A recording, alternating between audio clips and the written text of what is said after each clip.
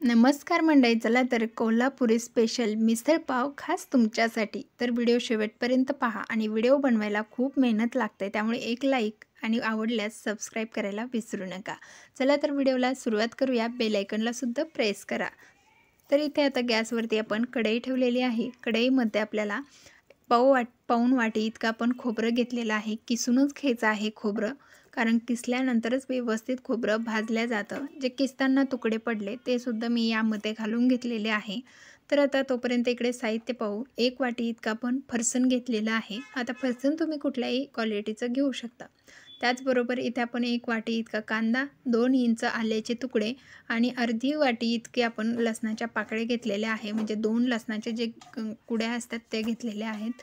तर आता इथे पहा, आपण हे जे आहे ते व्यवस्थित खोबरं भाजून घेतलेलं आहे, खरपूस गोल्डन ब्राऊन कलर येईपर्यंत. आता त्याच पॅनमध्ये आपल्याला तेल घालायचं आहे. 2 चमचे इतकं तेल घालायचं. त्यामध्ये 1 वाटी हा कांदा जो आहे तो घालून घ्यायचा. वरतून 7-8 लसणाच्या पाकळ्या घालायच्या. 2 इंच आल्याचे तुकडे जे आपण घेतले ते घालायचे आणि व्यवस्थित हे तेलामध्ये पूर्णतः भाजून घ्यायचं आहे. तुम्हाला इथे कांदा तळण्याची काहीच गरज नाही. अगदी 2 चमचे तेलामध्ये तुम्ही कांदा ज्या पद्धतीने आपण तेलात तळतो त्याच पद्धतीने असासुद्धा तुम्ही भाजून घेऊ शकता आणि तेलाची बचत करू शकता. तर तेल आपल्या शरीरासाठी सुद्धा इतकं चांगलं नाही, त्यामुळे अशाच पद्धतीने तुम्हाला सुद्धा कांदा भाजून घ्यायचा आहे.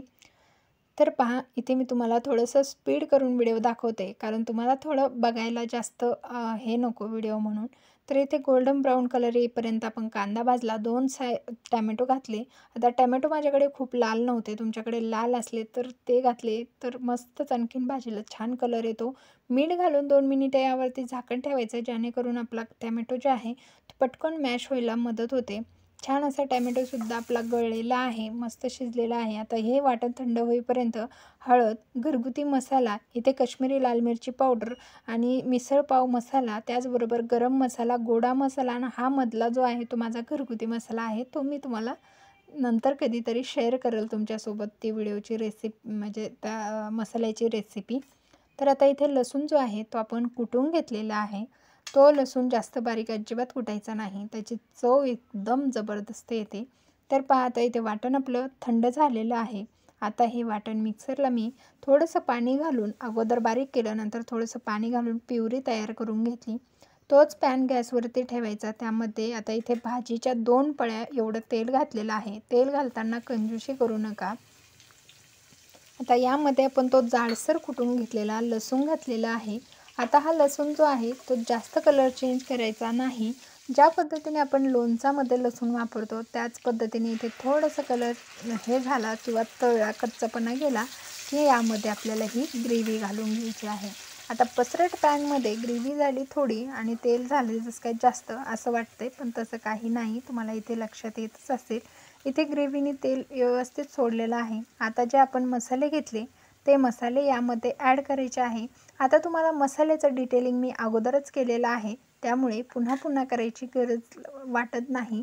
तुम्ही हवं तर ही रेसिपी पूर्ण नोट करून ठेवू शकता, जेणेकरून तुम्हाला करताना काही विसरलं तर तुम्ही ती नोट पाहून करू शकता. तर अशा पद्धतीने तुम्हाला कुठलीही रेसिपी बनवत असताना तुम्हालासुद्धा नोट करणं खूप गरजेचं आहे, जेणेकरून तुमचीसुद्धा रेसिपी परफेक्ट बनवल्या जाते.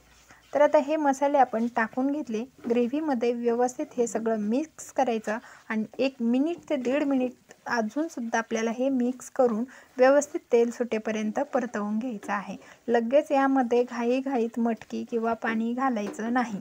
आता हे पाहू शकता, आपण 1-1.5 मिनिटं याला मस्त परतवून घेतलं की आपोआपच आपलं जे ग्रेव्ही किंवा मसाले आहेत ते तेल सोडायला सुरुवात करतात.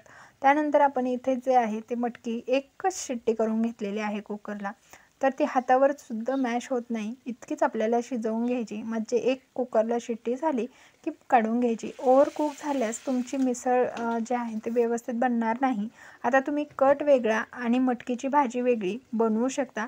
मी तसं काही करत नाही, कारण अशा पद्धतीने सुद्धा मिसळ पावासाठीचा कट एकदम जबरदस्त तयार होतो.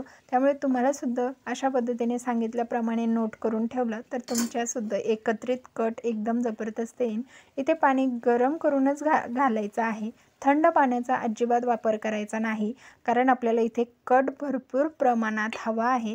तर गरम पाण्याचा उपयोग करायचा, जेणेकरून गरम पाण्याने असा छान कट येतो.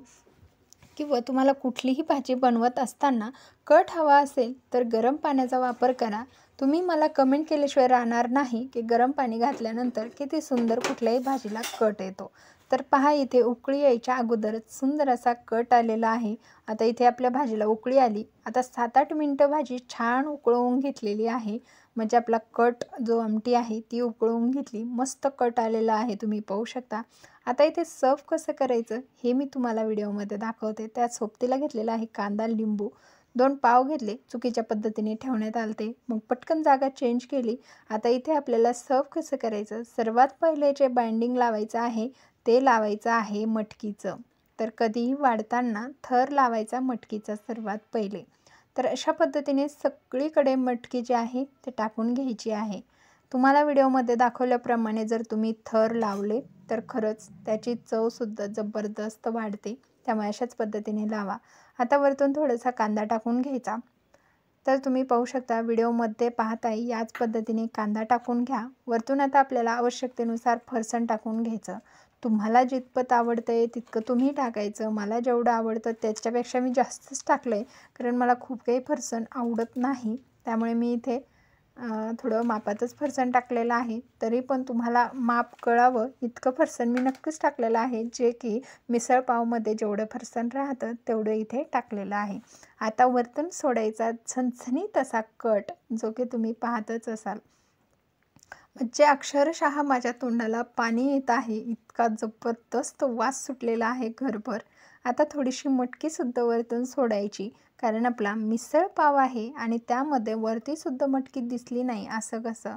तर चला, आपण वरतून आता थोडीशा मटकीवरतीसुद्धा थोडा कट सोडायचा आणि मस्त असं सर्व झालेलं आहे. आता याला डेकोरेशन पुन्हा करायचं.